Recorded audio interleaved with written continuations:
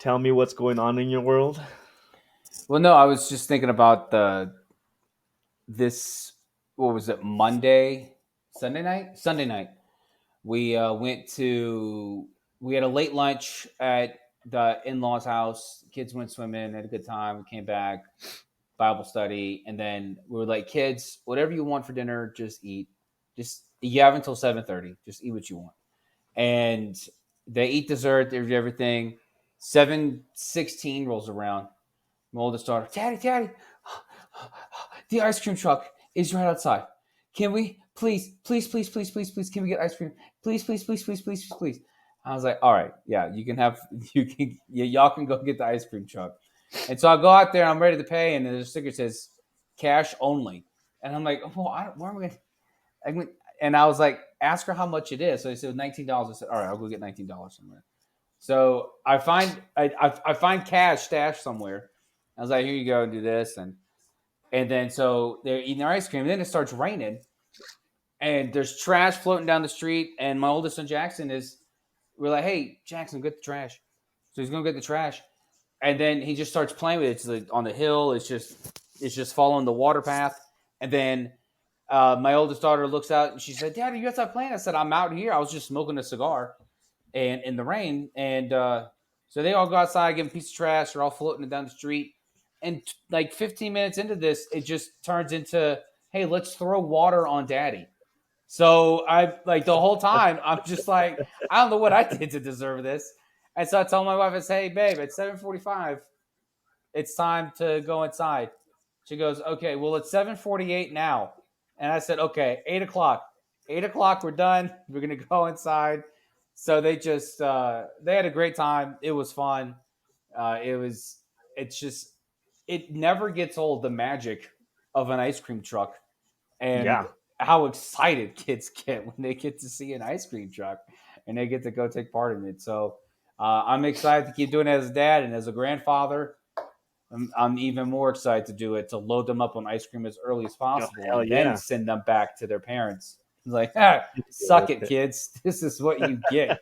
You earn Remember what you did? this. Yeah. Wear it proudly. Yeah. Yeah. The ice cream trucks were always the highlight of my summers. Whenever you Yeah. hear it out in the distance, you're like Mm-hmm. birds chirping, calling for a new day, and then you get to the ice cream truck, and then Yeah. it never looks how you order it, and it's never as good Mm-hmm. as you thought it was going to be once you Yeah. actually are eating the ice cream. But God, those were Mm-hmm. some good times. Yeah. Good, Yeah. good summer times. Good times. Yeah. Well, folks, welcome back. College football season officially kicks off officially this weekend. Not to mention the Georgia Tech beatdown of Florida State last weekend. We talk about that. We talk about our top three matchups. Who do we think is the most interesting matchup of this weekend? We talk fantasy football strategies. What to draft, who to draft, when to draft. It's September. That means baseball's in its last month. Who is actually going to make it from if the season ended today, and who are the phonies and who are going to sneak in? And then we have your all of your favorite segment, JB and Manny's Fix the Six. Buckle up. This is Thursday before the long weekend, baby. This is Box Scores and Bourbon. Look at the box scores. Box scores. We check each other's box scores and scores online. Baseball. Box scores. So football, baseball, basketball, soccer, hockey. Box scores and bourbon. Sunday will mark a beautiful day in my household. Sunday night, really. This is going to be LSU USC taking place in Las Vegas. No, not Las Vegas, New Mexico, where I can hog up with some Dairy Queen and only drive 2 hours to go see it. No, this is the big Vegas, baby. This is where what you do over there stays over there. Unfortunately for LSU and USC, that's not the case. We're all going to be able to see what happens on that field. And I want to take a moment to talk about LSU.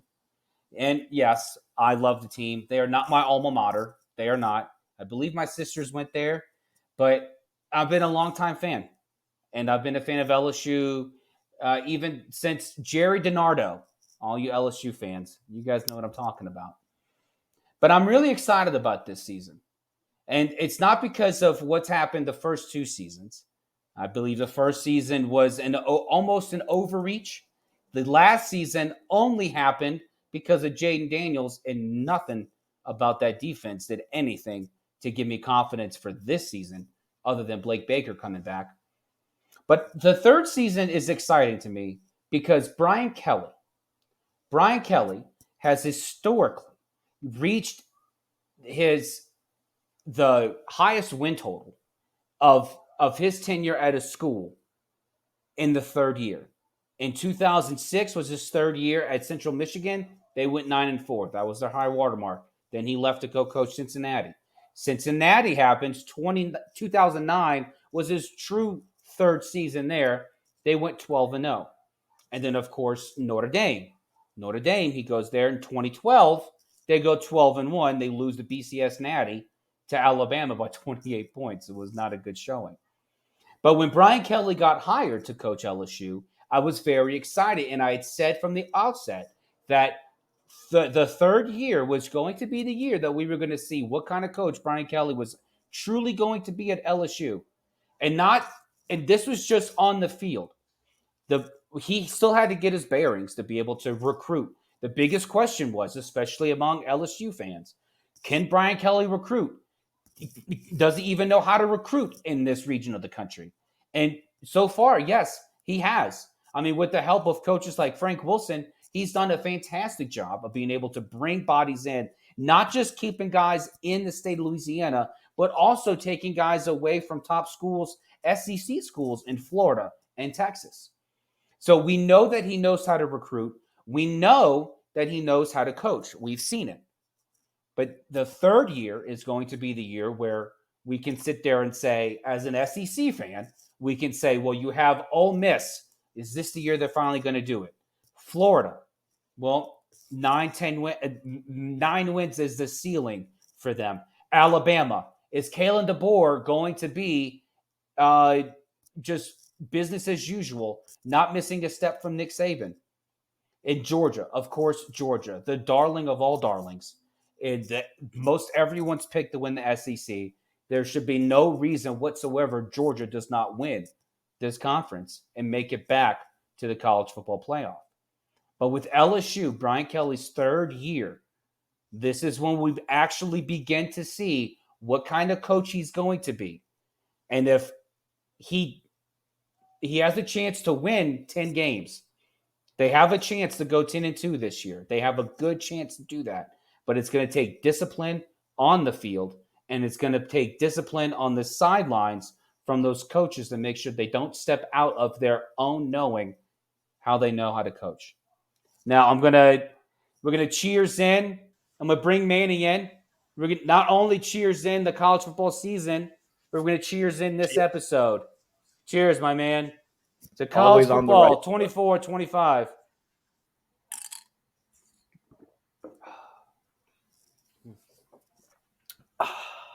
Yeah, so Welcome Manny, back. I'm excited about this week. I'm excited about a 4-day weekend. We got college football happening. This is a September baseball. This is it's a beautiful time to be alive. It's got beautiful weather outside, at least from where we're at. It's nice. It's got that fall weather coming in. It's got that smell. You got a little crispiness, a little freshness in the smells good. Yeah. Mm-hmm. Yeah.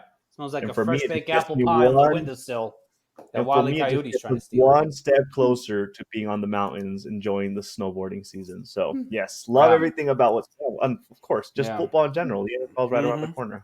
Love all of the football that's going to happen between now and February. It's just a great time to be alive, JB. Mm-hmm. Yeah. No, so and I was just talking about LSU, man, and we're gonna talk about each of our top our most I guess you could say look forward to matchups of this weekend for each of us. And of course, one of mine is LSU USC. This is going to be one hell of a game. I'm excited to see, like I said, year 3 of Brian Kelly's regime at LSU. I've been saying this from the outset. Year 3 is when he actually comes to life. Is when it's actually, let's see what he can do. And so, and then you got Garrett Nussmeier coming in at quarterback, which is, you look at the last 2 years. Yeah, Jaden Daniels, 2022 wasn't the best Jaden Daniels year. He learned a lot that year. Last year he blew it up, Heisman Trophy. We all know the deal. We were all there. But now with Garrett Nussmeier taking over the reins, Brian Kelly had a line that said that, it was brought up that Nussmeier in his showings, previously, he's very turnover prone. And even if you look at practices, open practices this year, he's been turnover prone too. And Brian Kelly is on record with saying that, yeah, but that was Nuss driving a rental car. That was the rental car he was driving. So we really didn't. It was fine. It wasn't our car. It was cool. It was whatever. But now he has full confidence that Nuss is going to be able to actually step it up and make the plays that LSU is going to need him to make, in order for them to get to at least that 10 wins for this season, which I absolutely see they can absolutely do. But it's going to start with Sunday against USC, and I think what Nussmeier has going for him and what Brian Kelly has going for him is LSU has arguably, one of the best offensive lines they've had in quite some time, in a really long time. You got Garrett Dellinger, and then you got Miles Frazier. Frazier's I think he's a 5th-year senior. He was at the Central Florida before this, or no, Florida International, I think it was. But those two anchoring down the O-line is going to give plenty of time for Nuss to be able to stay in the pocket, but then also be able for LSU to break some runs, go 30, 40 yards down the field and score some points that way. But of course, the biggest thing is this defense. And there is nothing from last year that elicits any sort of confidence in me to be able to sit there and say, hey, this defense is on point.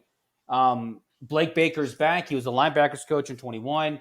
He led the Missouri Tigers to top 10 defense last year over the course of the last 2 years. Now he's back as defensive coordinator. We'll see what happens there. And then we all know Lincoln Riley. He's just slinging. The dude's a quarterback guru. So, and his offenses historically, they've never done worse than average 30 points a game a season. So, and so I'm very much looking forward to this game. I think LSU wins this game. I think it's going to be a high scoring game for certain. It's not going to be low scoring at all. I could see it being, 42-30 LSU. And so, which if LSU's defense can keep USC, if LSU can keep USC to 30 points, I'm not gonna sit there and say, oh, defense, the same old stuff, and be like, well, it's Lincoln Riley.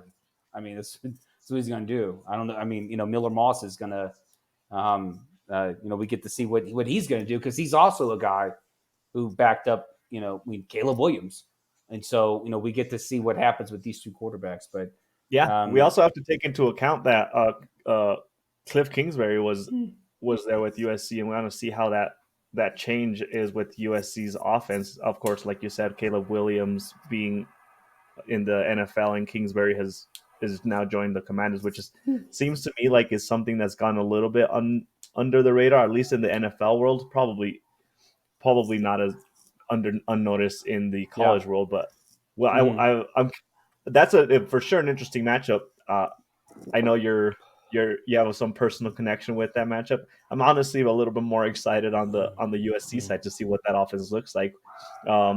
They looked like last year they didn't make the playoff. Obviously, speaking of USC, they were all right. Caleb Williams was. What I want to see was Caleb Williams really making that offense what it was, and was that team who they were because of Caleb Williams, or is there actually something there with that program? especially with Lincoln Riley.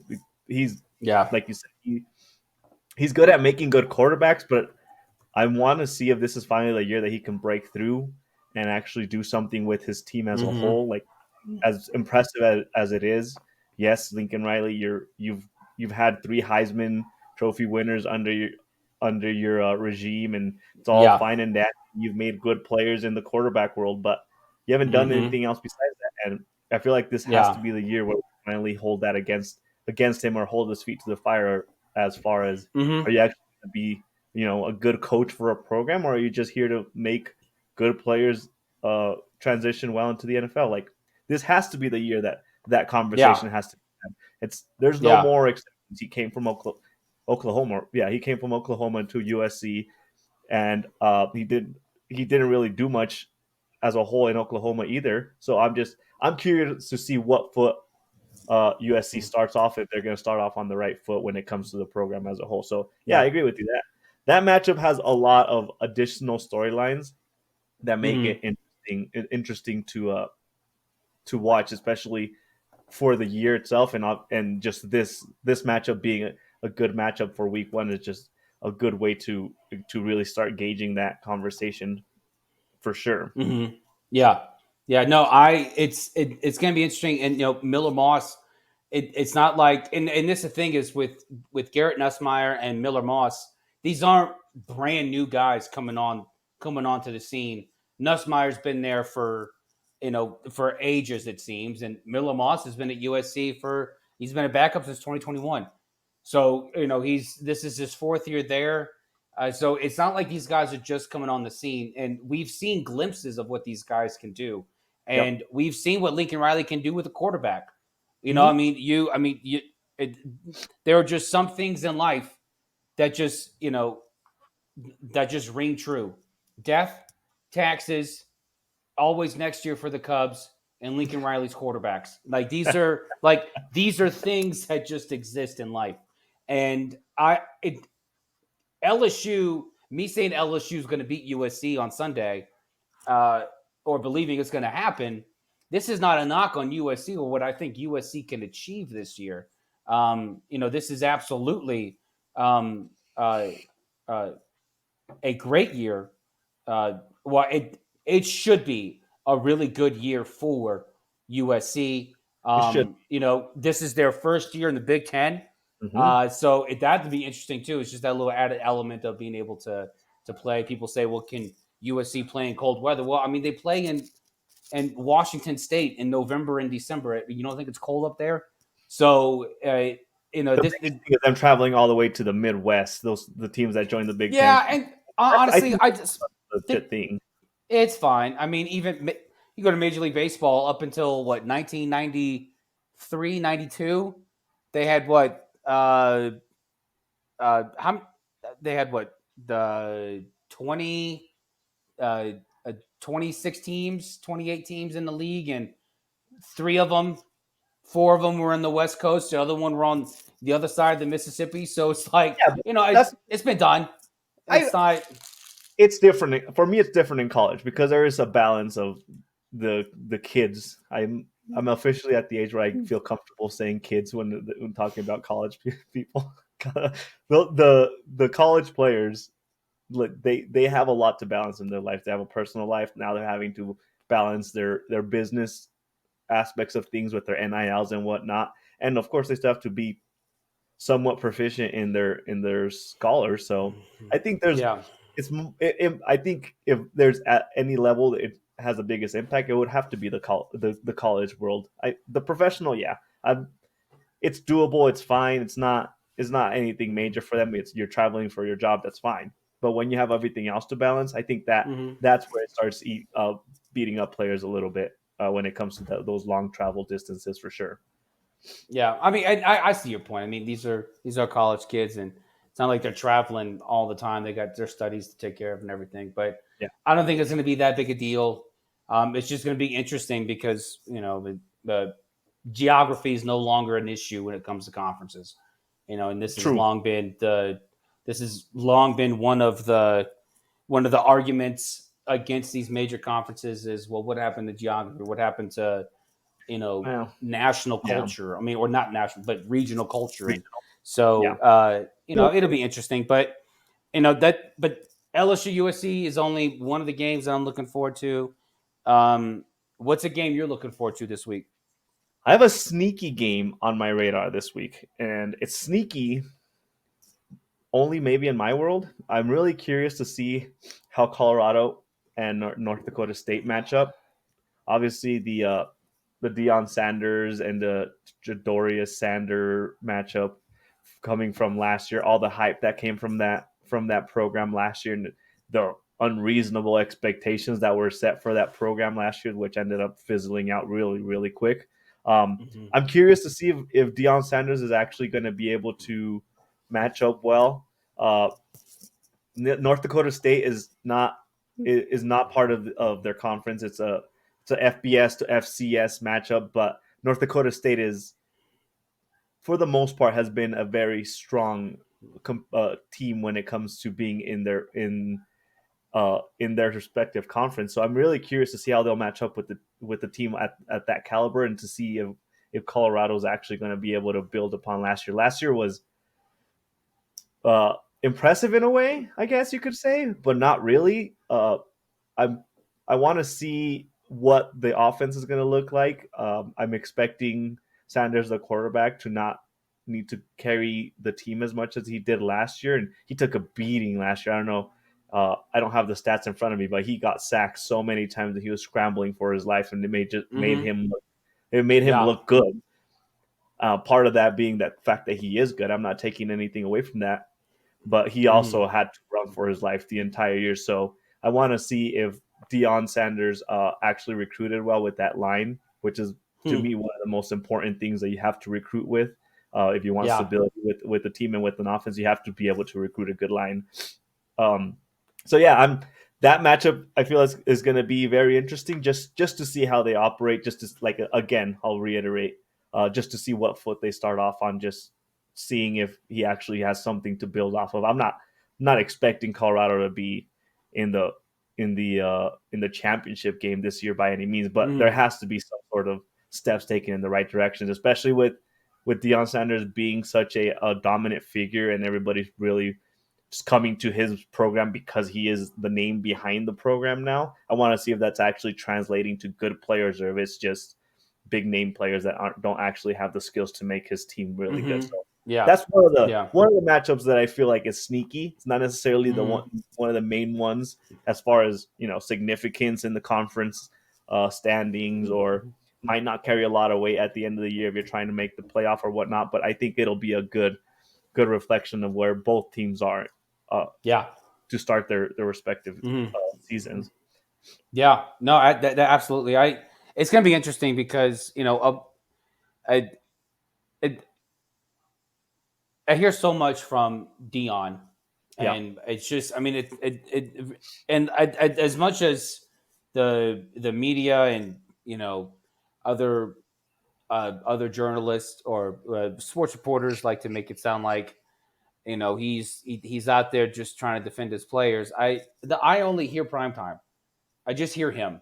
I don't, and I know he's got Shador back there, and then let's see what happens with Shador. But after his sons leave Colorado, I don't know if Deion is long for Colorado, but just going back to last year, when you go back to last year, I mean, that O-line was, I mean, what he cut most of those players that were already on the team. Yeah. A majority of that squad was transfers. And so, and it's tricky enough to have a team full of transfers work together. It's even harder to have your offensive line be transfers, and you have to sit there and say, hey, this is what we're going to accomplish. And so it's going to be interesting this year, the second year. People are high on Colorado. It's not hard to be high on a team that won 4 games last year. You can't go anywhere but up. So I really thought you were going to put a plug to it's not hard to be high in Colorado, but no, I mean, we all know that too. So that's the anesthetic in Colorado. The cannabis, I mean, Colorado state flag. It's they're all high, but it will be interesting. I as as a football fan, I am intrigued to see how Dion leads this program this year, and more specifically, I'm really intrigued to see what Shador does. I mean, like I'm just like I said, as a football fan, and I want to see if he can light up the college football world on a whole other level. And we'll there see. is rumors that he could be in the conversation for the Heisman this year. I don't know how. I think that was a room. I if I'm not mistaken, he was rumored to be in the Heisman last year, and so that was more hype than anything. We saw what he did in the when he's in the FBS, but we'll see what happens. And then, honestly, just as I've been a college football fan forever, and I go back to the days where Cordell Stewart wasn't he the quarterback at Colorado, and then Westbrook was the receiver. What do you mean you don't know this history? Colorado's history is not. They haven't been a dominant program for me to be like, oh yeah, let me keep tabs on what's going on in Colorado. That's never been the case since the 80s. This has never been the case. It was him. Yeah, so it was Cordell Stewart over with Colorado, and that's where he got his nickname Slash, because he was just tearing up. But that was early 90s, and so being able to see Colorado kind of just in the discussion again, because I mean they used to be a decent college football team. It used to be a team where they were on. You're like, oh hey, let's watch Colorado football. So it's going to be Michael Westbrook was the receiver. That's who it was. Yeah, Cordell Stewart threw. It was a last second pass. I think it was to beat. Was it Michigan? I think it was Michigan. It was the last second pass to beat Michigan. And so, but anyway, this was, it's neither here nor there. It's just fun to see Colorado in the discussion. It just is. And this is more just for me, at least just as a kid watching Colorado growing up. So, So, and especially because they keep saying Sanders is going to be one of the top quarterbacks drafted in next year's draft. So he supposedly stayed this year to lift his stock. So honestly, look, I tell you, if he left, he probably would have been picked with the 13th pick. I mean, someone would have jumped up, someone would have grabbed him. Someone would have traded up and grabbed him. Yeah, I'm certain of it. He wants to go. I think he already came out, or either him or his dad came out and said he wants to be the first overall pick, and obviously that wasn't going to be the case last year. So he stuck around this year to have a chance for that. So I'm very hooked to see if he's actually going to have the quality product to be able to back his words. So what other matchup do you have on your radar for this weekend? I was going to ask you what your second game was. Okay. So I have two other ones that I'll go ahead, give them. Bring up. Go ahead. Quick. Yeah. So one of my matchups is going to be the Notre Dame versus Texas A&M game. They're currently both ranked in the top 20. Notre Dame is preseason ranked 7th, and Texas A&M is ranked 20th. I just want to see what those teams are going to look like. Notre Dame has always been an interesting team for me because they seem like they always have relevance, and they're in a very opportune position to always be competitive, especially now in the playoff world that we are in, because they're an independent, so they don't have to win a conference to make the playoff, especially now.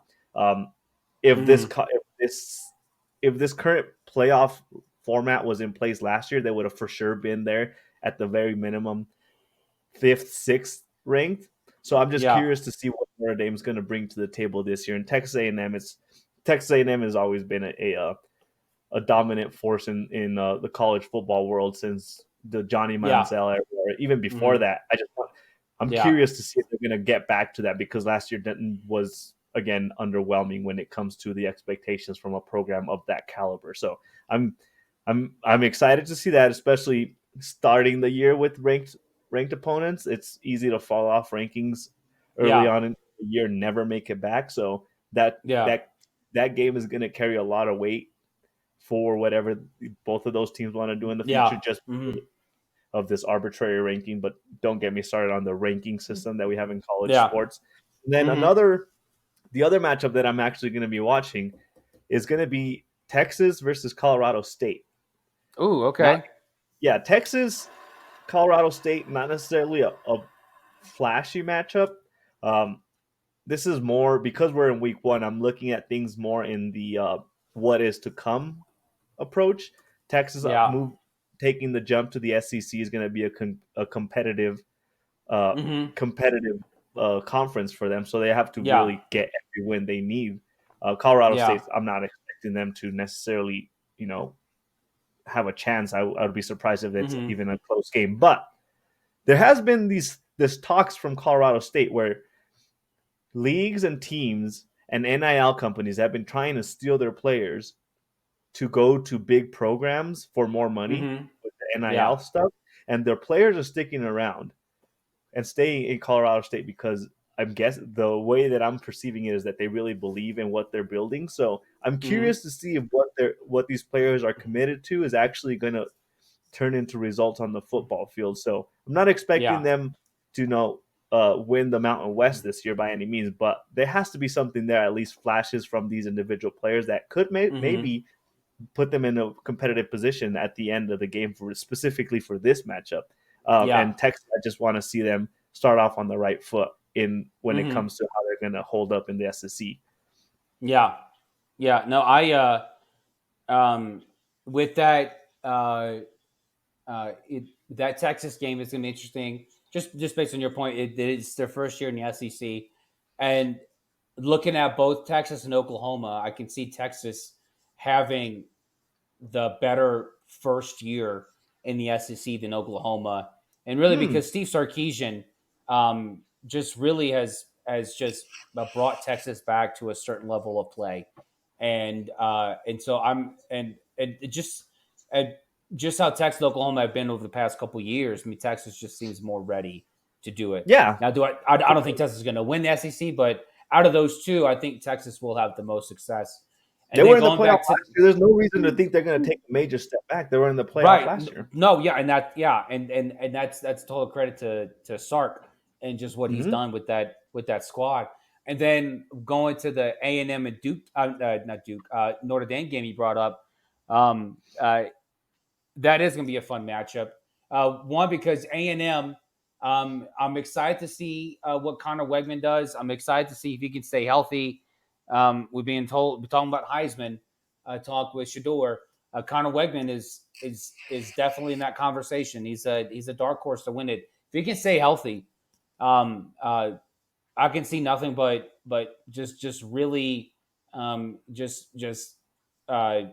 just high moments for A&M this year. But then what's just interesting about this game is, this is Duke's former head coach going up against Duke's former quarterback. So you got Riley Leonard playing quarterback for Notre Dame now, and Mike Elko's on the record with saying, if it wasn't for Riley Leonard's play, I probably wouldn't be A&M's head coach right now. So now it's very, because who knows Riley Leonard better than his head coach of the last 2 years? And so that'll be interesting. And I'm very much looking forward to seeing that. One, because I think it's just, and then we'll talk about who's going to win conferences later. But Notre Dame's not in the conference, but Notre Dame is just going to have to, continue to just to win and not really blow the doors off of people, but they're going to have to make a strong case to be able to make the college football playoff. And so, and it absolutely starts this Saturday against A&M. It will be interesting for A&M because I don't think they have Mike Elko is the new head coach that really doesn't have. I don't think he has a lot to prove. After you follow Jimbo Fisher after all those years of mediocrity at A&M, and then you're coming in. This is your opportunity to really just put your stamp into build your own culture at A&M, change the culture at A&M to be a powerhouse again. And so this will be a great first year for A&M. This is a great first game for A&M. My other two, right. go ahead. Notre Dame needs. I feel like out of the two programs, the two teams, Notre Dame needs this win and every win this year more than Texas A&M needs specifically this win, because the layout for the playoffs this year is pretty much set up to allow Notre Dame to just about automatically, if they're relevant, be in the playoff at the very least. Like fifth should be like the expectation for them, because there's no way for them to be in the top four. But fifth is where the layout is set in these current playoff setup for them to be. And for people that aren't tracking this, the athletic director for Notre Dame was actually part of the group of people of the group that actually set up the format for the playoffs, the 12-team playoff. So he negotiated and he really finagled his way into making sure that Notre Dame gets into the playoffs and make it the easiest path for them. So I can see the committees looking for any reason to not give Notre Dame a good spot in the playoff just because they're independent. They're not looking to be into a conference anytime soon. So they need every win to solidify the fact that they should be in the playoffs. So that I will constantly be attached to what Notre Dame is doing for that reason. Yeah. My other game is gonna my other two. One of them is Miami going to Florida. That's going to be a great matchup. I'm excited for Miami this year. I think this is the year This has to be the year Mario Cristobal just makes Miami back into a consistent winner. This would be the first year that I'm calling. This would be the first year Miami wins the ACC, and so and the big reason for that is you have essentially the crown jewel of the transfer portal in Cam Ward at quarterback. If you can't win with Cam Ward, then then I question your ability as a head coach. But not only that, he's got Ward's got Xavier Restrepo to throw to this year, and Restrepo lit up the college football landscape last year with his play, and so it's going to be interesting. I don't think Miami wins this game. I think Florida wins this game. It's really hard to win in the swamp. I don't think many people realize that. But I am expecting really great things from Miami, and it's going to start in this game. And I'm not saying that it's going to be something where if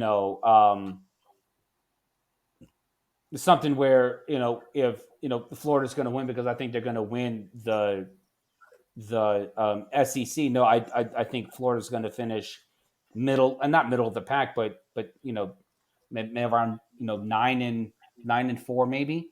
But I am excited to see how Graham Mertz does this year and how he if he's able to lead Florida to just more victories, and then really just Billy Napier himself as a head coach. The Florida fans have been calling for his head for quite some time. And I think this is going to be a year where Billy Napier shows them, hey, we are changing the culture here. We are building something here. This is we are going to have a season for us to hang our hat on. And again, the SEC this year is just going to be way more stacked just because, like I said at the top, Georgia is the darling of darlings. Alabama is a question mark, but really maybe not so much. And I'll get to Alabama in just a second. But Ole Miss, I mean, what is Lane Kiffin going to do? And, Jackson Dart being the quarterback there. And, it's going to be it's going to be a really difficult season for every team in the SEC. It's going to be dog eat dog to see who's going to get to the top. And so it's this Miami against Florida, I'm really looking forward to, because I want to see how Miami responds. And although, like I said, I believe Florida will win this game, how Miami plays Florida in this game and how they play in a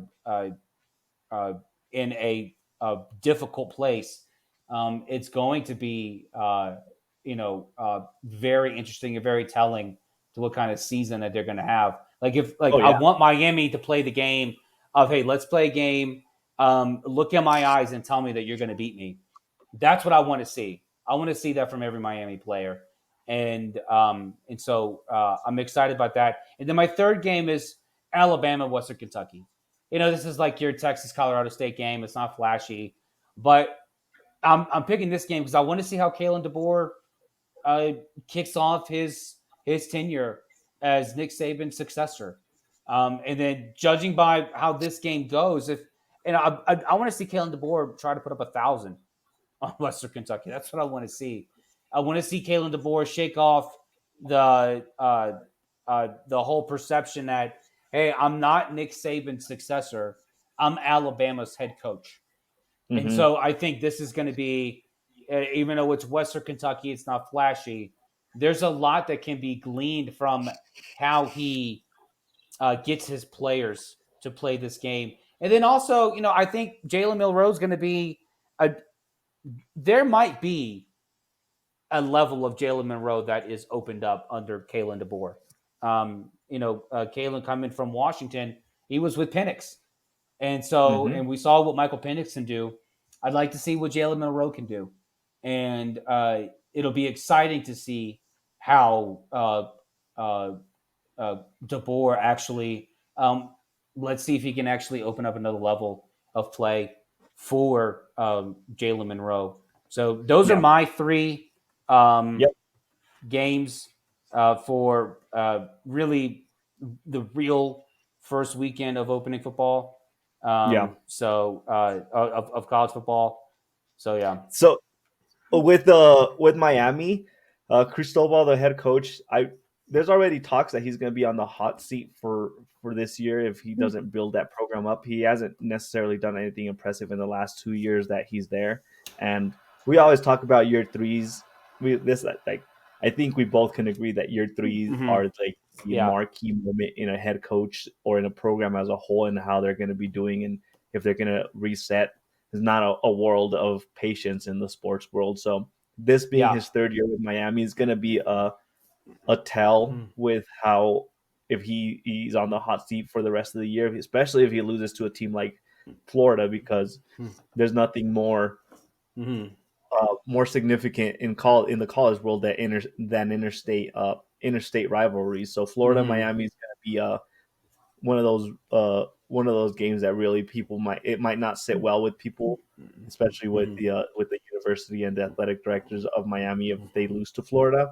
I think it'll be a good tell for him as far as how he's going to be leading that program. If he's going to be there for the long run, if you don't start off on the right foot, you start burning your bridge a little too early to be able to keep your job.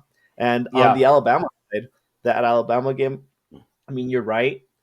I'm expecting Alabama to win that game, but there is a level of concern for me. Alabama had a lot of players transfer out of their program because Nick Saban retired. So I want to see what type of team he has this year. Not only that, he brings a different style of offense than what Alabama is used to and what Alabama fans are used to. Alabama as a whole, and especially their fans, they're used to a very crisp, very like linear type of offense.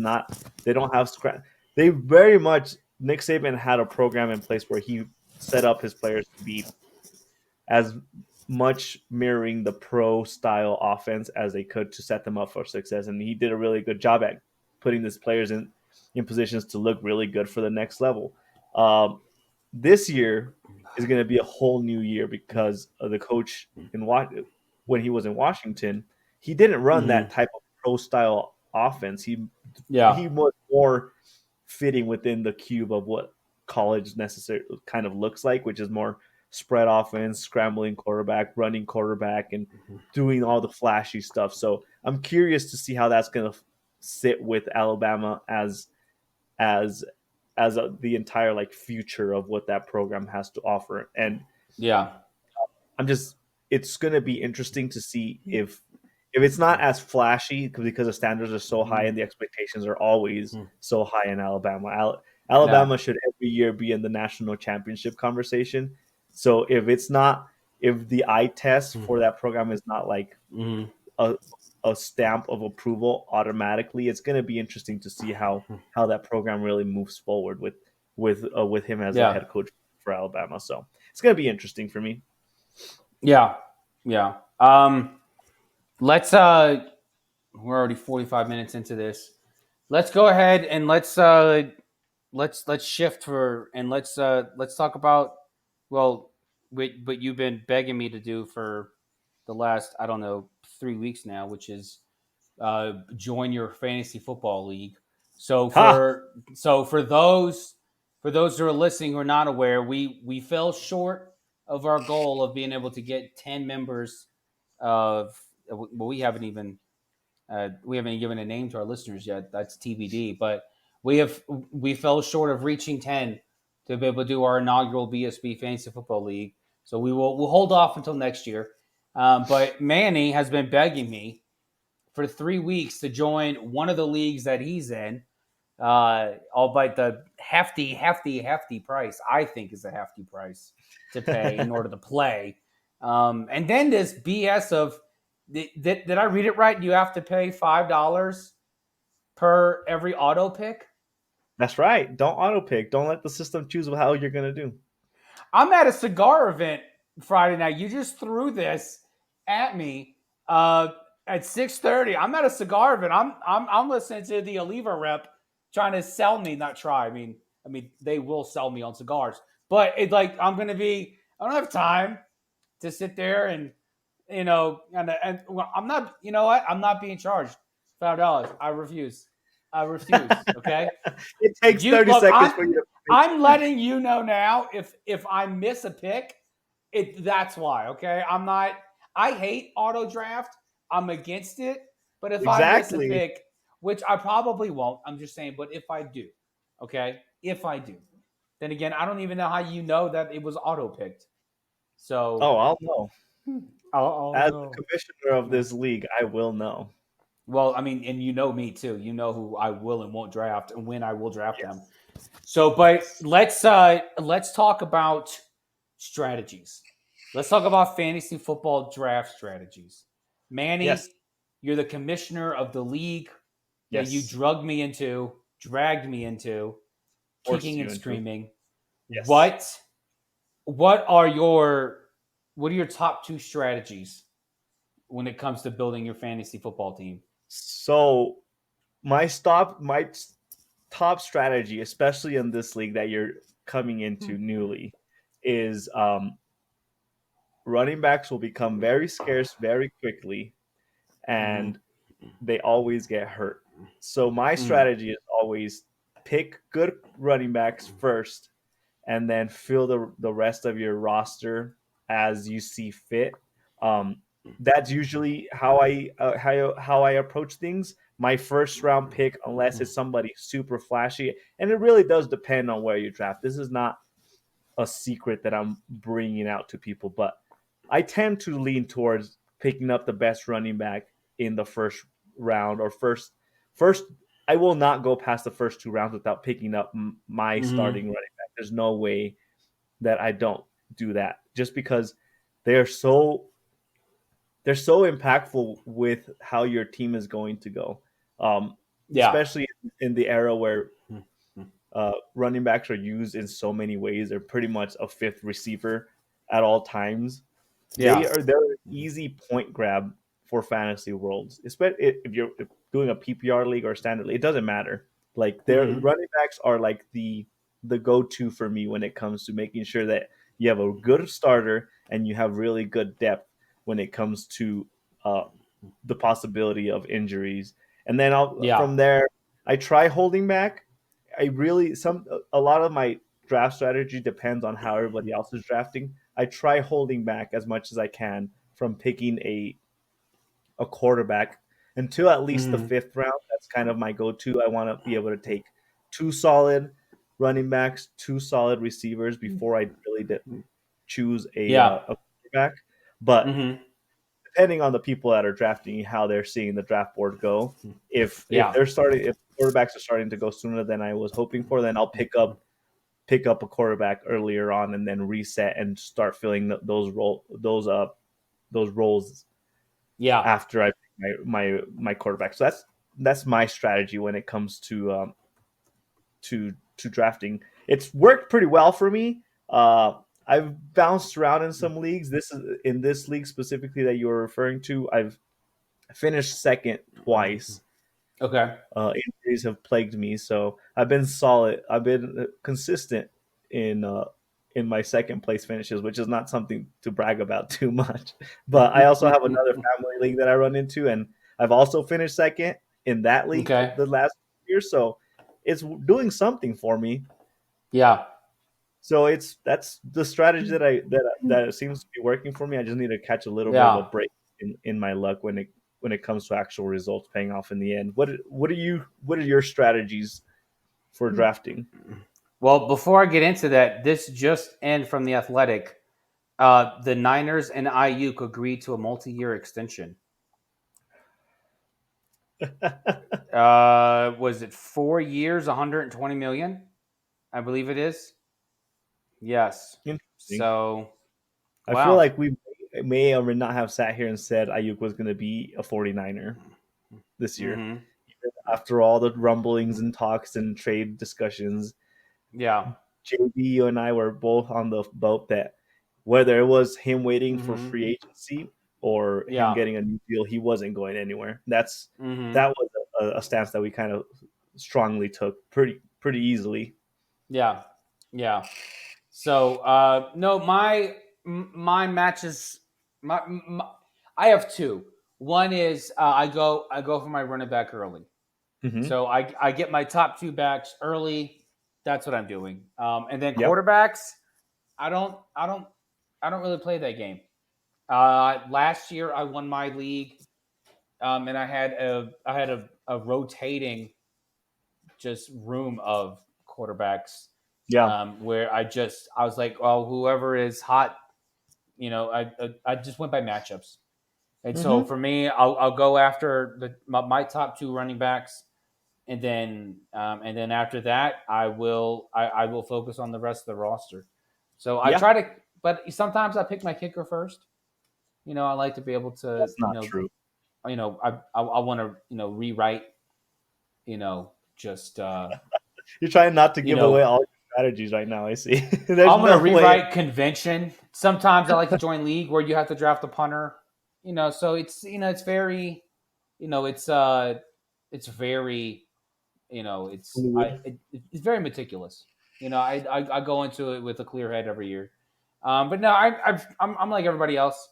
Running backs first, and then everybody else after. So if there's a stout defense out there, I'll go after that defense. But again, not every defense is going to be the 2000 Ravens. So, or the 2015 Broncos. So, my strategy has worked for me. We drafted my family's league over the weekend. The second league that I also commissioned. Bless my heart. Yeah.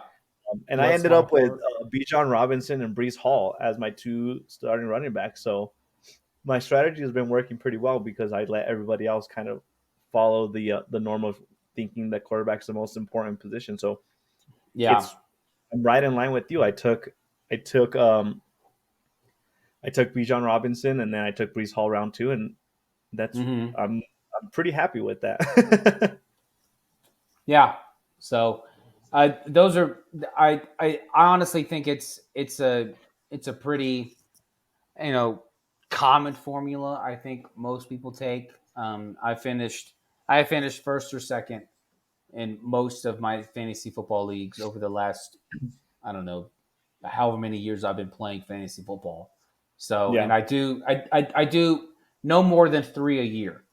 So I'm in 3 is a lot. I'm in 4 this year. So yeah, dang. I know. I another friend of mine texted me today, "You want to join my league?" And I was like, "Okay." I didn't put up a fight. I was like, let's do it. Whatever.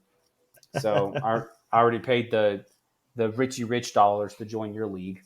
So it's just big money means big payouts.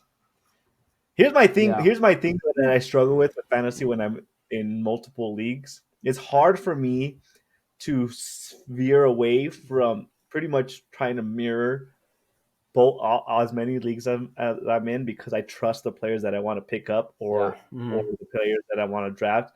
It takes a lot for me to have to really reset my strategy and not end up with the same exact team across multiple leagues, because then I'm screwing myself over. But that tends to be something that I run into very regularly, because a lot of the same players that you draft will be there whenever you draft, no matter where you're drafting. So it just makes it one of those things. Yeah. I helped draft my wife's team last year, and that almost did me in. She almost beat me because I drafted her team. So and she had picks before me, and so every player I was looking at, she goes, "But babe, should I go here? Should I go there?" And I'm like, "No, you should go with this guy." And then I was stand up.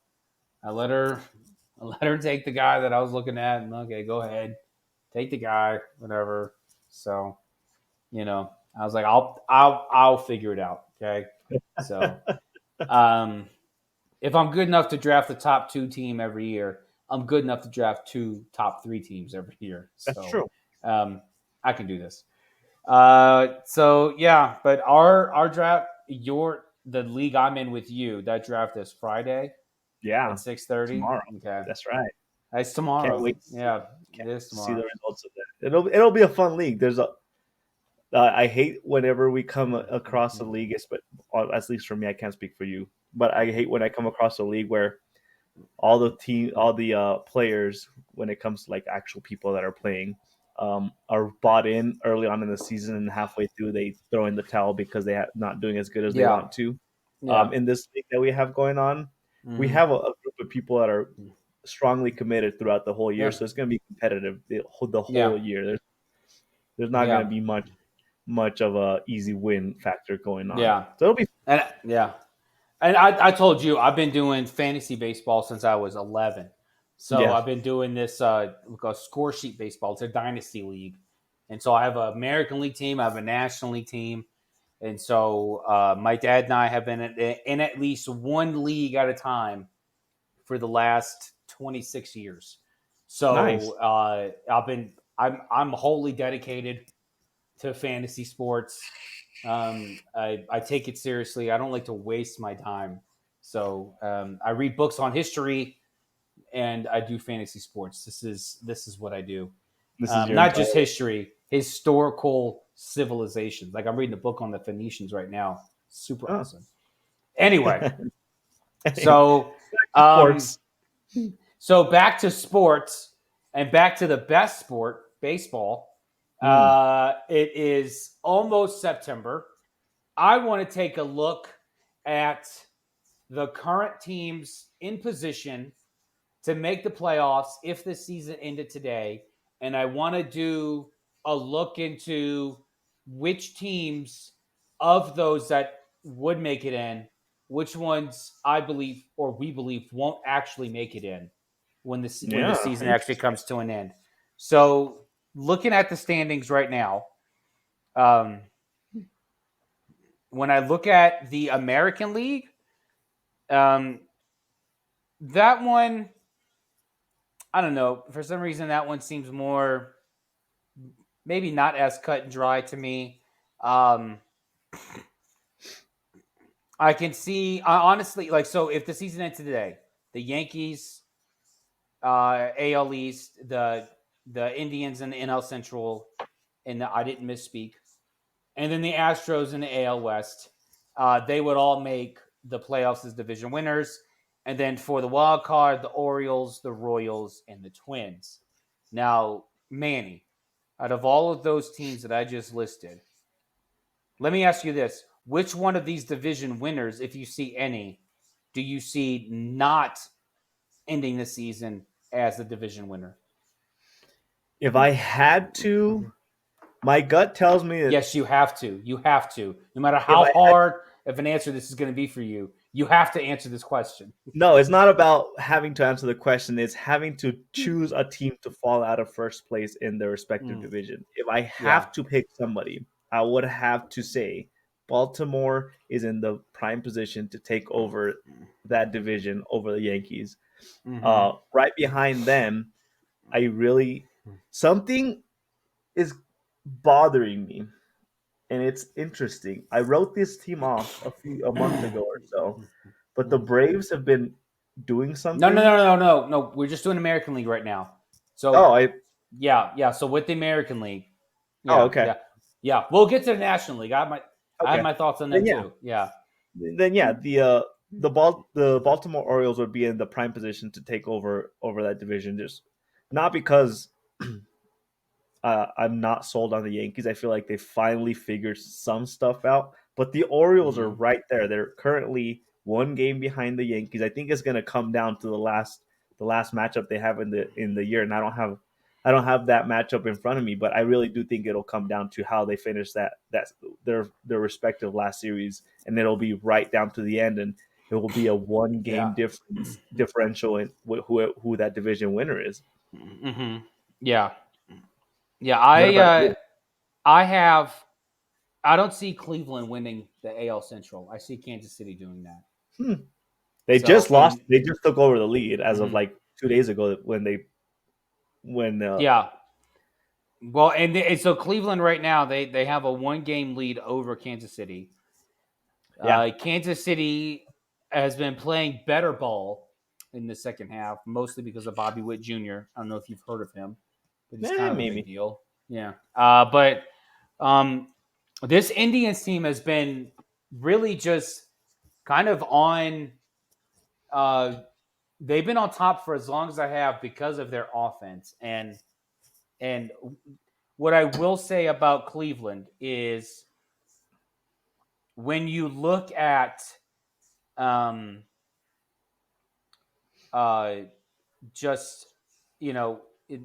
always talk about power numbers and how that correlates. They have 6 guys that are in double digits.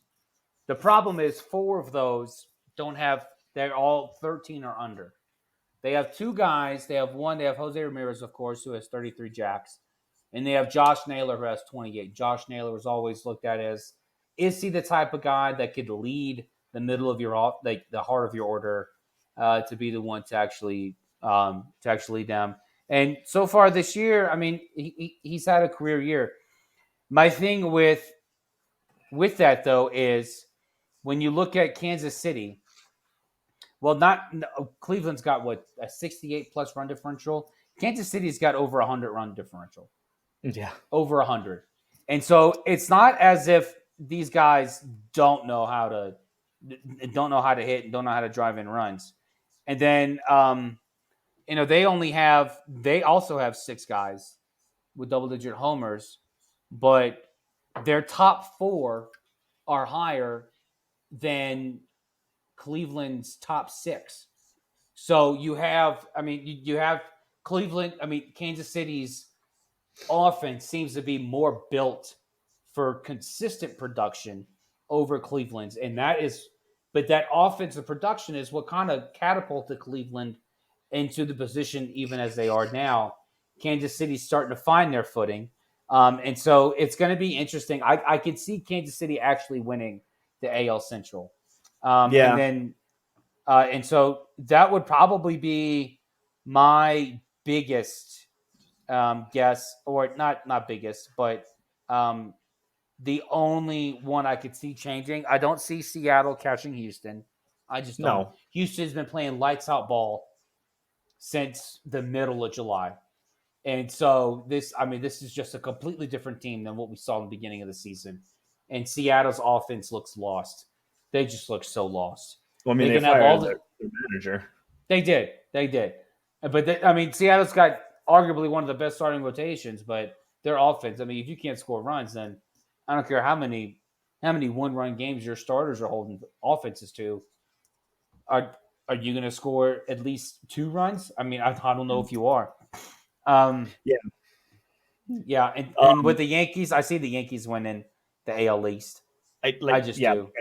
Like I said, something about the Baltimore Yankees race to the finish line is just going to be very competitive. So that's why I'm choosing them. But you do bring up a good point, and something that really came up to mind when they came to the AL Central. Cleveland has been leading that division for a long, long time. That's far. I don't even know. I think since the beginning of the season. Yeah. I don't even know if they've lost the division lead at any point. I don't think they that have. is one of the hard, unless you're a dominant team, keeping the division for pretty much 6 months is very hard in baseball. So I guess I could see Cleveland losing it just because the consistency factor is so important in baseball as a whole. So, and with Kansas City kind of starting to figure things out, I could see that as well. I just simply chose the New York Baltimore series or division as the one for the most likely to flip flop, just because of the competitive nature of both of those teams. Yeah, no, it's there's just something about this Yankees team that I'm looking at them. They seem unbeatable right now, and I just comes down to Judge and Soto. I mean, it doesn't matter what the deficit is. It doesn't matter what's going on. It seems like those guys are always going to produce, and they're going to uplift the rest of that lineup. And so it's not a great confidence, but Baltimore is still such a very young team, and they didn't do. I don't think they did what they needed to at the deadline to shore up that starting rotation. And so, and when you get to the playoffs, pitching is what matters. It's what matters. And was Zach Eflin the biggest get Baltimore got at the deadline, and now he's on the injured list? And Craig Kimbrell, who they signed to close, he's just playing Craig Kimbrell ball of lately, just blowing it. So and it's not like the Yankees pitching staff's been lighting it on fire, but it's one of those where I just look at the two. I can see the Yankees winning. I see the Royals overtaking Cleveland in the AL Central. I see the Houston Astros taking over the AL West and winning that. And then as far as the wild card goes, Baltimore, Cleveland, and I don't see Minnesota carrying it out. I see Boston. I see Boston being that last playoff team. And you've been on the Boston train for a while, for about a month and a half or so. Since the All-Star break, you've been on the Boston train. Yeah, no, and for good reason too. I mean, Boston is quietly still just continue to win. And you get to September and you're what are they? They're only 3 games out of the final wild card. They've won 2 in a row, but Minnesota's lost the last 4. So it's just that way. It's a toss up to me. But if I'm choosing between the two, I see Boston actually winning that 3rd wild card. Yeah. I mean, I could see it, but the wild card race is always so interesting to me. There's bound to be a team that sneaks into a late September run and steals the last spot or whatever that looks like, or the last 2 spots get stolen by a team that we weren't expected. But if anything, I would say the wild card races tend to be more exciting than the division winners. In the next week, I feel like in the next week or so, in the next 10 days, we'll really have a really good stance on who the division winners are going to be, and then it'll really be up to what the wild card is going to look like. I think that's where the bigger excitement is going to be coming from. That's just from previous years and how the divisions have worked out. I have sat here and said that this feels like it's going to be one of the more competitive years across the board, but it just feels like the division, the wild card is going to be the more competitive side, when it's going to be a lot of flip flopping and a lot of last minute takeovers of those spots. It'll be fun. Yeah. Let's get to the National League now. Okay. So we have, who do we have? We have the Dodgers AL West, the Phillies AL East, the Brewers AL Central, And in this order, the D-backs, the Padres, and the Braves for the wild cards. I will say that the only surefire winner of a division is going to be Milwaukee. Yeah. The Cubs are 9.5 behind the Brewers. Yep. I have to swallow that and accept that that's the reality. It sucks, but it is what it is.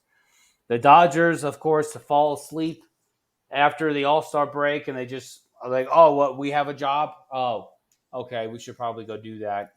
And meanwhile, the Diamondbacks and Padres have been lighting it up. Yeah. I will say this. Right on their tails. The Dodgers will probably win the AL West. They probably will. But if a team does overtake them, it will be my preseason pick, the Arizona Diamondbacks. They will overtake the Los Angeles Dodgers. They're 3.5 games back. This is not insurmountable, folks. This is not an insurmountable lead or a deficit for Arizona to make up. But you said something about the Braves before I cut you off. What about the Braves? You did. The Braves, I wrote off. Yeah, you did. I know you did. They were they were third at the All-Star break. I'm not necessarily keeping tabs on exactly what I say because I say a lot of dumb stuff sometimes. But I feel like the Braves were third in their division at that point. But as of lately, they're moved up to second, and it's not like it's a big gap to overcome. They've started picking up some steam in that division. I don't know if it's matchups or what, but the Braves are currently 5 games back behind the Phillies, but they're 8-2 in their last 10 games, which is a very important factor considering the fact that the Phillies are 5-5 in the last 10 games. So like I said, I wrote them off, but something about what they figured out seems to be working, and they seems to be moving up slowly. Up their rankings. And of course, it helps that the Mets have started to figure out that they're still the Mets, and they've easily, started losing games in a very interesting fashion and started blowing leads in the way that only the Mets can figure out how to blow. And it's wonderful to see. It's wonderful. So yeah, the Braves just. I'm gonna keep my eyes on that team. 2 reasons. One, because they might figure some stuff out, and I don't think they'll steal the division. Although I'm not sold on them stealing the division all the way, but I do have some red flags for that.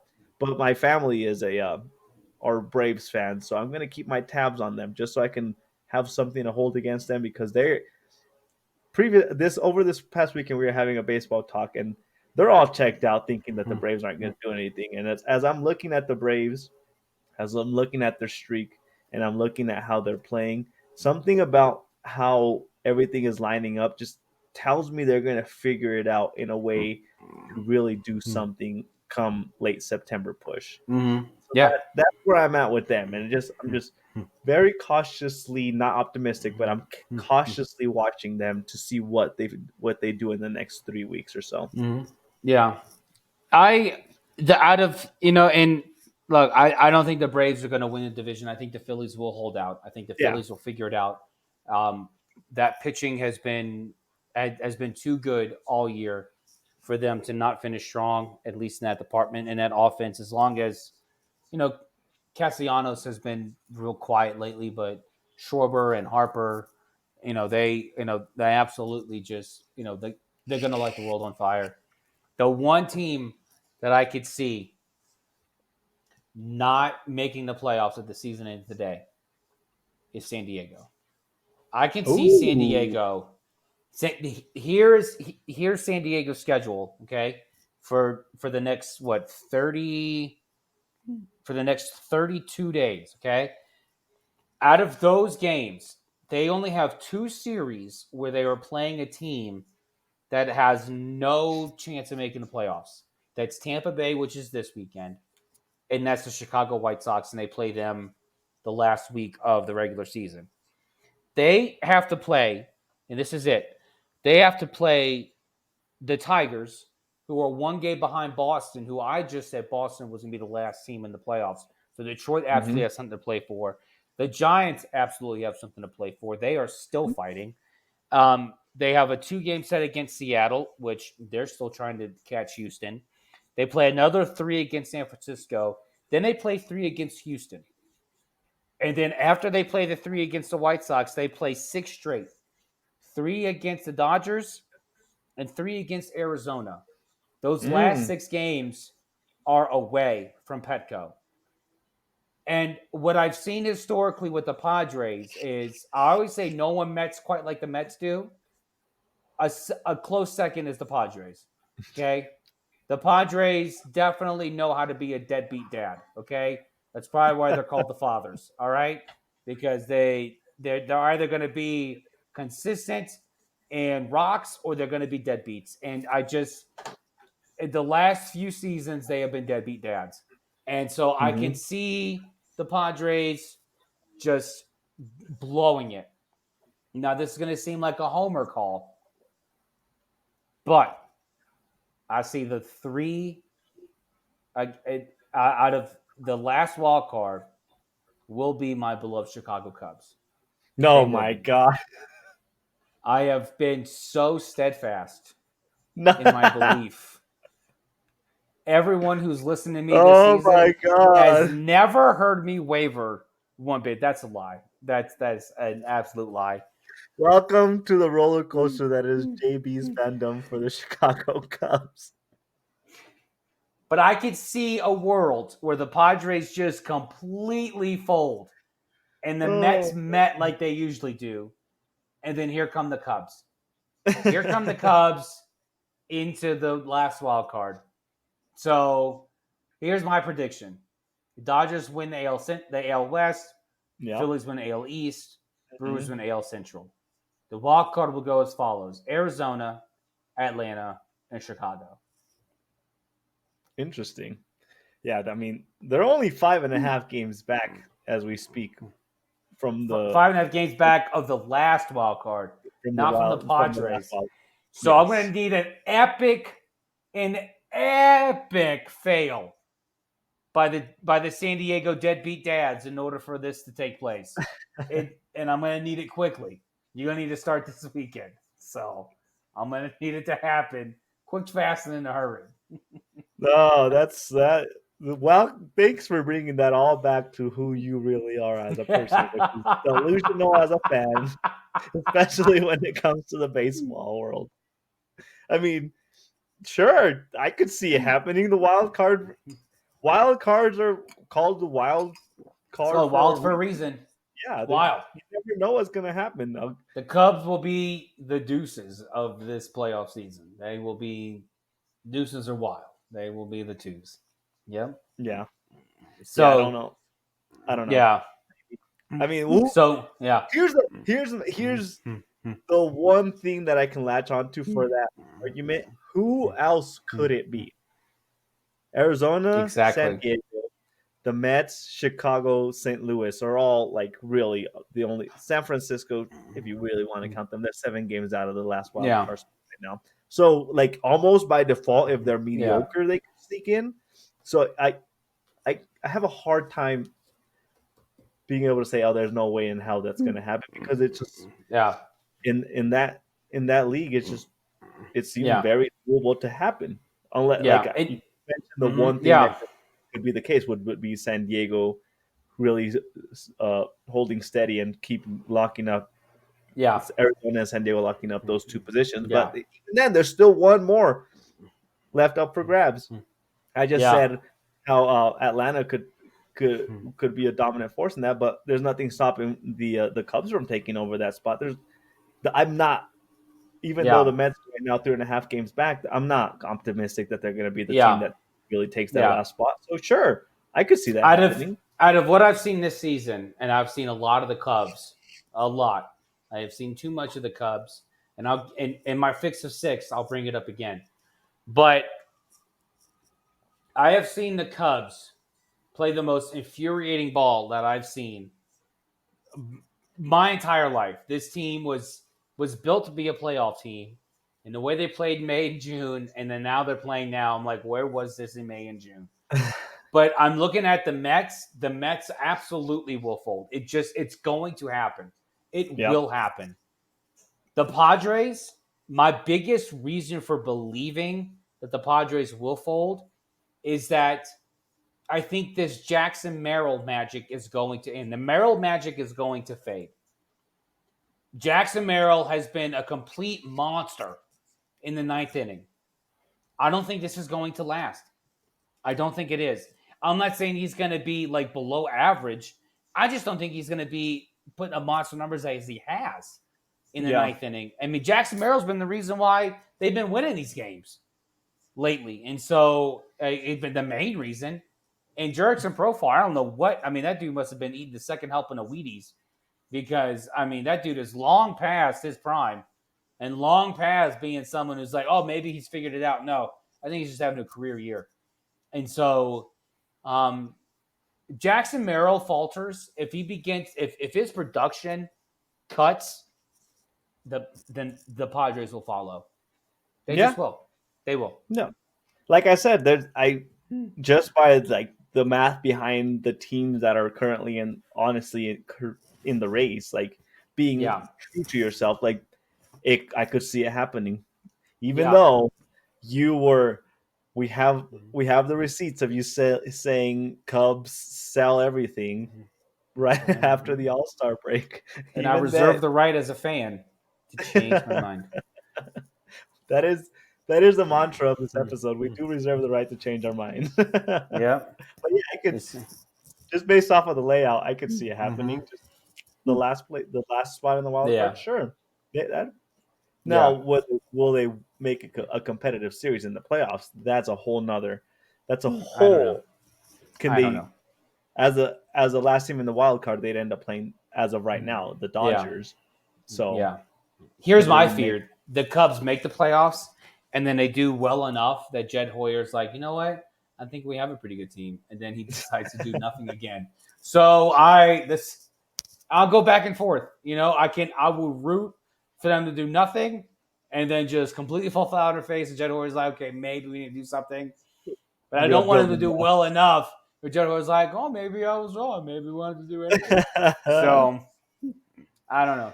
So you're hoping that they're good to make the playoffs, but not good enough to think that there's something to build on. Got it. I want them to win the World Series, and Jed Hoyer's like, hey, we need to blow it up. So that's what I want. So that's fair. Honestly, they don't even need to blow it up. They have good pieces. They just they need more. They need more. They need Juan Soto, but Soto apparently is going to be either a Brave or a Yankee, or a Met or a Yankee. So a Met or a Yankee is going to stay in New York, huh? According to Jeff Passan. But that's a story of a different time. Let's move to everyone's favorite segment. Let's get things going. Shall I, JB? Shall I get everyone? You should. Welcome to your Fix of Six, everyone, where we talk about our storylines for the week and no rules apply. On Manny's Fix of Six, number 3, CeeDee Lamb, yes, my darling, my favorite of all the lambs, the CD of the sorts, signed a new contract, a 4-year contract, $136 million deal, which guarantees him $100 million and a $38 million signing bonus. So I texted you as these news broke, and I said, I don't know how to feel about this. And you brought up the exact words that were in my brain, and you put them in official format is, well, he must have had conversations on who's going to be throwing him the ball if he's willing to sign a contract. Yeah. We saw Trey Lance over the preseason throw 5 picks in the game, which is I didn't even know you could do. I thought you could only play a whole quarter and the entire game in preseason. But no, Trey Lance threw 5 picks. So that is not the solution for the Dallas Cowboys' future. So then the question remains: who is going to be throwing CeeDee Lamb, the number one receiver, the ball come the 2025 season?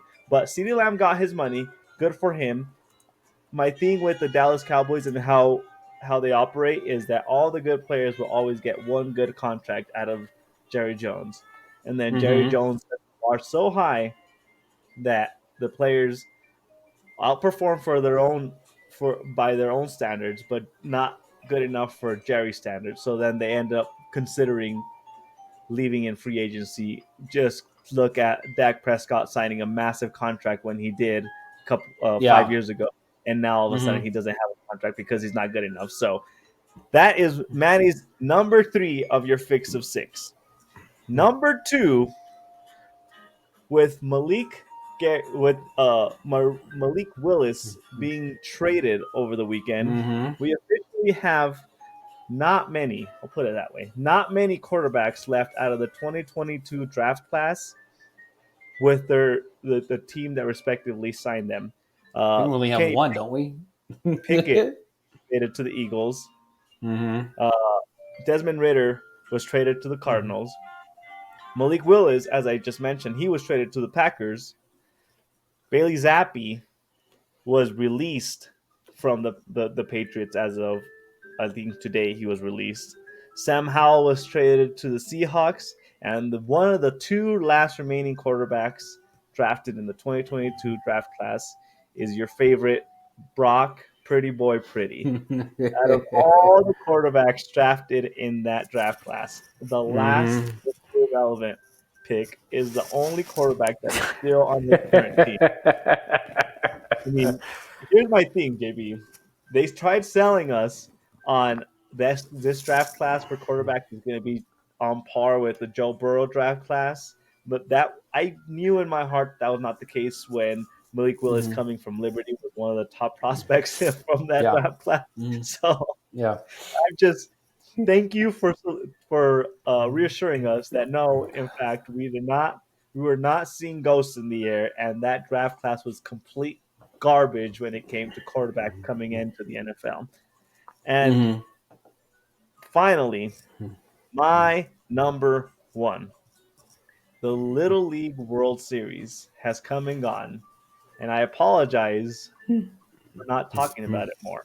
But Florida has come out and won the Little League World Series against. I'm blanking on the official name of the Chinese league, but the U.S. has been winning the Little League World Series since 2018. But in the form and fashion that this game finished was just masterful. And even though they're little kids, I can't help but feel happy about the fact that this ended how it did. There was a runner on second base, and the batter was advised to drop a bunt to move the runner into third base. The batter drops the most beautiful bunt I have ever seen, where the first baseman and the pitcher both rush the ball to try getting that out. And because they weren't aware of the fact that both of them pushed the ball, the pitcher ends up grabbing the ball and throwing it to first base, causing an error at first base, which allowed Florida to bring in the winning run on a bunt error to win the Little League World Series. So congratulations, Florida. It was a great season for the Little League, and the way that ended is there's no better way to phrase it than complete chaos. So congratulations, and that wraps up Manny's fix of 6. JB, take it away. Yeah, not only did Florida win, but that was the bunt heard around the world. It was an extra innings, and it was Florida's first ever Little League World Series title. So, and this was Lake Mary against Chinese Taipei. Yes. So, yeah. JB's. I'm sorry. That was a great number 1 fix of 6. By the way, wonderful. I saw clips of some wonderful defensive plays in the Little League World Series. I'm my goodness. And I'm a Little League coach myself. I can't help but desire to want to see my kids do the same thing in these games. Such a good series. Such a good. Oh yeah, yeah. That Little League World Series is always fun. Oh yeah. This is the future of baseball right here on display, and it gets better and better every year. JB's fix of 6, number 3. Steph Curry, 1 year, $62.6 million extension to be with Golden State through the 26-27 season. Now, for those of you who have been faithful listeners or listeners at all, you guys know I could care less about the Golden State Warriors, okay? How dare you. They could just not exist, and I'd be okay with that. But I will say this. This is a great move by Golden State. This is a wonderful move by them, because if they stand any chance to come back to the promised land as the NBA champion, Steph Curry most certainly has to be part of the equation.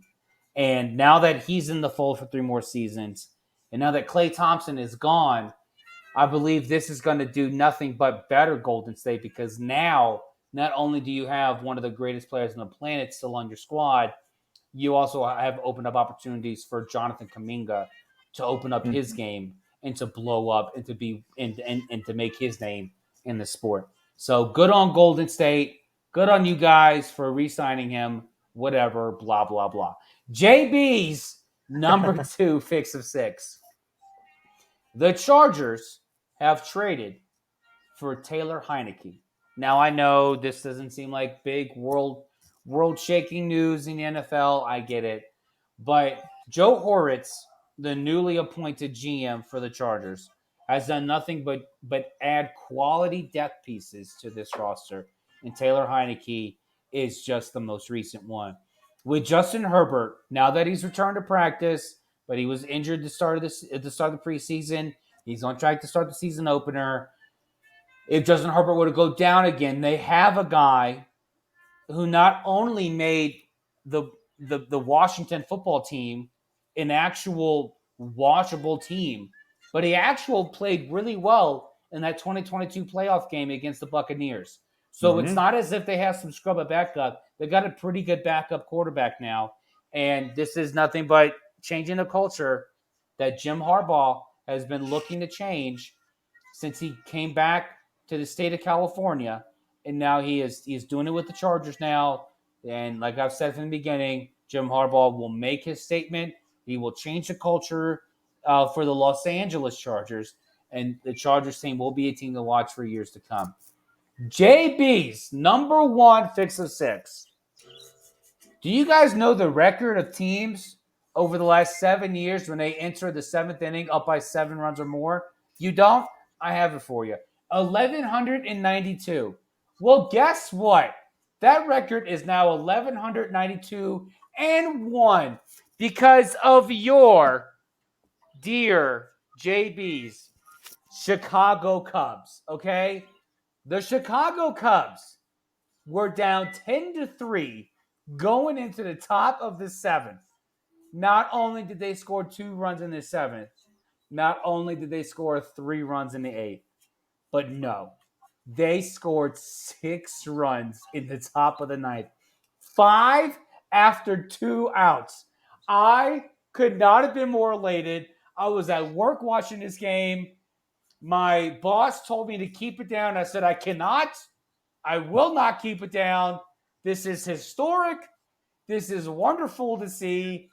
And after the Pirates walked PCA to walk the bases loaded, I'm like, okay, this is fine with me because the 9-hole hitter, Christian Bethancourt, already drove in 5 runs. I'm like, let him drive in some more. He drove in 2 more, the decisive runs that won. They scored 3 more in the top. This was a wonderful win. It was great to see, and this is part of the reason why the Cubs will be the 3rd and final playoff team for the wild card in the National League this year. And that wraps up JB and Manny's fix of 6. Skeens got pulled in the 5th inning, so he officially does not take the loss on his record. But that just goes to show that a pitcher cannot carry a baseball team as much as you put pieces around him. 10-3 when he got pulled, and they ended up losing 10-14. That is Wonderful. I'm happy for you as a Cubs fan, JP. I'm sad for Skeens for putting in as much as he could to make that team relevant, and it's just not enough. Pirates, if you want to be relevant, keep building around that guy. Give him as much money as he's going to want in the next 3 years, and just keep adding pieces because you have something great that you are building on, and you just have to take advantage of that. But the Cubs swept the series with Mitch Keller, Jared Jones, and Paul Skeens on the mound. I cannot understate just what a wonderful sweep that was. Yeah, they played the Pirates, but they faced three of the best pitchers in the National League. I'm elated, but you're right. That does our fix of 6. I'm done. Everyone else can revel in the Cubs' glory along with me. JB, tell me what you were drinking today. I was drinking this Noble Oak bourbon. I've never had this before. It's very good. Very good. Nice. That looks like a very sophisticated bottle, and sophistication usually means good. Yes, yeah. What were you drinking? I brought back, apparently I've finished it since the last time that I brought it in. So according to you, symbol, I can't be French, the Symbole. I brought back the French brandy, and it has been good. I've been using it regularly. I took a couple of shots with it, not during the episode, but just in life. I took a couple of shots of it, and let me tell you, brandy is right up there. It's moving up my ranking when it comes to sippable drinks. It's been very good for me. It's been enjoyable. What are you smoking?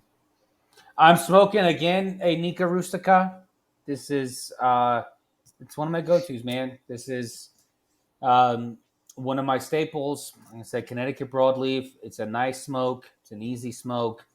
It's just harsh enough for my taste, and it's wonderful. Good. Very good. Well, that's going to do it, everyone. Welcome to Football Fall. Can't wait to see how the week 1 of the college football world plays out. I'm curious. We'll have to check up on how our must-watch games played out after week 1. And then guess what? Next week, we got NFL football. We have a Thursday game. We have a Friday game. It's going under the radar that the Friday game is the Eagles-Packers Brazil game. We have Saturday games. We have Sunday games. We have Monday games. So there's going to be a whole lot of football to talk about. Yes. And a lot of baseball. Don't forget that. Don't forget the best sport, baseball. That's right. Yes, there's also baseball. What everyone looks forward to for 6 months. Yeah. Yes. Baseball is not enough baseball, according to JB. But check in. We have our TikTok, BSB Sports 24, our Instagram page, BSB Sports 24. Check us out on Spotify, Box Scores and Bourbon. You already know the name. YouTube, Box Scores and Bourbon. Check out our full visual and audio episodes. Contribute. Leave us your comments. Hate on us as much as you want. Tell us where we were wrong. Tell us what takes we have that are not to your liking. We love contributing. We love having the discussions. So check on in. Keep in the loop. And we will see you on the next episode of Box Scores and Bourbon. JB, get us out of here. Cheers, folks. Cheers, everyone.